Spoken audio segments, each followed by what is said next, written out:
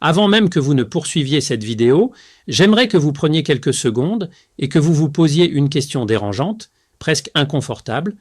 Et si votre glycémie ne se déréglait pas à cause de votre âge, ni uniquement à cause de ce que vous mangez, mais à cause d'un geste que vous répétez chaque jour depuis des années, sans jamais l'avoir remis en question, je suis le docteur Morgan.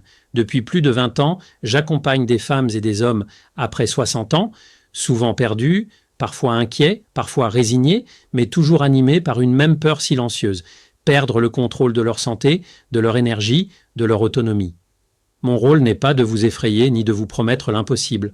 Mon rôle est de vous expliquer avec clarté et honnêteté médicale ce qui se passe réellement dans votre corps et surtout comment lui redonner les bonnes conditions pour fonctionner. Aujourd'hui, nous allons parler d'un sujet que presque personne ne prend au sérieux, alors qu'il influence directement votre insuline, votre glycémie, votre fatigue, vos fringales et même votre espérance de vie, la manière dont vous buvez votre eau. Oui, de l'eau, mais pas comme on vous l'a toujours appris. L'erreur silencieuse que des millions de seniors font chaque jour, l'eau est partout. Elle semble si banale, si évidente, qu'on n'y prête plus attention. On boit quand on a soif, on avale un verre ici ou là, on se rassure avec des règles vagues comme 8 verres par jour et on pense avoir fait le nécessaire. Pourtant, chez les personnes de plus de 60 ans, cette approche est souvent non seulement inefficace, mais parfois contre-productive. Je vais être très clair. Boire de l'eau n'est pas suffisant.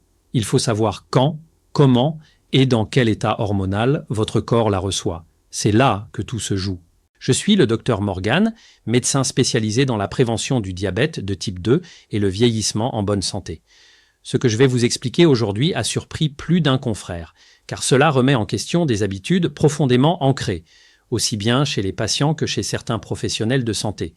Pourtant, les données physiologiques sont claires. Ce n'est pas seulement la quantité d'eau qui compte. C'est le moment précis, le rythme, la température et le contexte métabolique dans lequel vous buvez. Un détail qui semble insignifiant, mais qui peut faire la différence entre une glycémie instable et un sucre enfin maîtrisé. Le diabète de type 2, une dérive lente mais pas une fatalité, il existe une maladie qui s'installe sans bruit, sans douleur franche au début, sans alerte spectaculaire. Une maladie qui progresse lentement, parfois pendant 10 ou 15 ans, avant d'être réellement détectée. Cette maladie, c'est le diabète de type 2.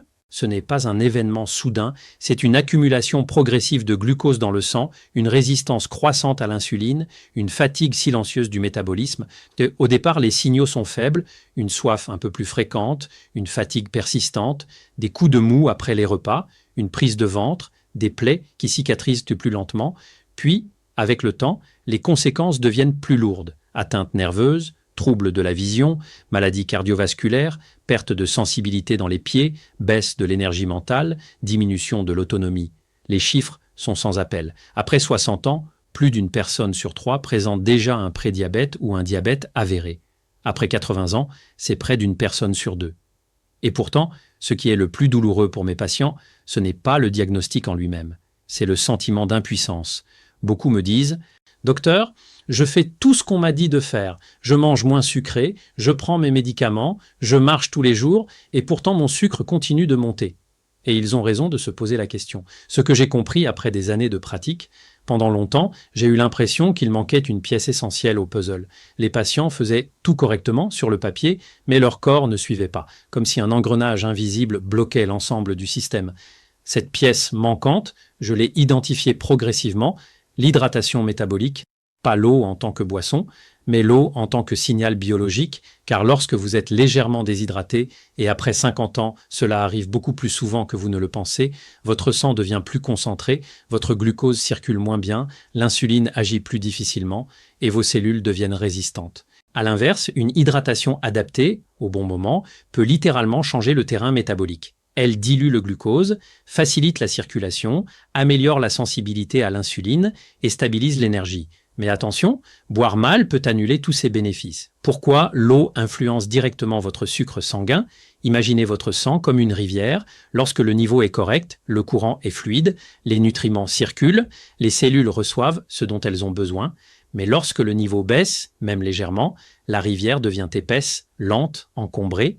C'est exactement ce qui se passe dans votre corps lorsque vous manquez d'eau. Le glucose devient plus concentré, l'insuline doit forcer pour agir et le sucre reste plus longtemps dans le sang.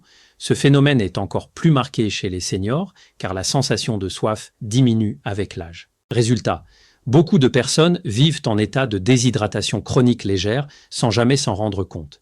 Les 3 erreurs majeures que je vois chaque semaine. Première erreur, attendre d'avoir soif. La soif n'est pas un rappel, c'est une alarme. Quand vous avez soif, votre corps est déjà en déficit hydrique et votre glycémie peut déjà être impactée. Deuxième erreur, boire de grandes quantités d'un seul coup. Le corps n'absorbe qu'environ 200 à 250 mm toutes les 15 minutes. Le reste est éliminé, sans bénéfice réel sur le métabolisme.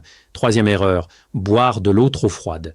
Chez les personnes de plus de 60 ans, l'eau glacée provoque une vasoconstriction, c'est-à-dire un resserrement des vaisseaux sanguins, ce qui réduit la circulation et freine l'action de l'insuline. La méthode H3+1, hydrater pour réguler.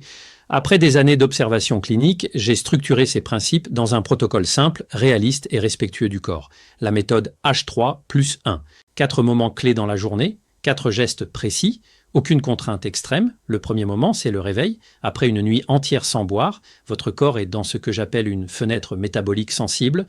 La sensibilité à l'insuline est maximale. Un verre d'eau tiède, avec une pincée de sel marin non raffiné, permet de relancer le volume sanguin, soutenir les minéraux essentiels et préparer la régulation du sucre. Le deuxième moment, c'est avant les repas. Un petit verre d'eau environ 15 minutes avant de manger ralentit l'absorption des glucides et limite les pics glycémiques. Le troisième moment, c'est pendant l'activité physique, même modérée. Boire régulièrement pendant l'effort stabilise la glycémie et protège les cellules. Enfin, le +1, c'est le soir. Un verre d'eau tiède associé à du magnésium aide à la régulation nocturne du sucre et favorise un sommeil réparateur, élément clé de l'équilibre glycémique. Les signaux que votre corps commence à se rééquilibrer.